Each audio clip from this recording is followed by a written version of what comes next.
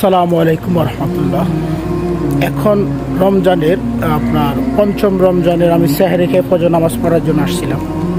আমার একটা জিনিস আপনার খুবই মনে পড়তেছে। বিষয়টা হচ্ছে, যখন আগে গ্রামে ছিলাম, এলাকার ভাই ব্রাদার, তারপরে হচ্ছে বড় ভাই ছোট ভাই সবাই মিলে আমরা নামাজের পরে হাঁটতে বাইরে হইতাম। তো স্মৃতিগুলো খুবই মনে পড়ে।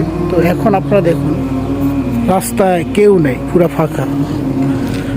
এই দেখুন, শুধু আমি আছি আর কেউ নেই।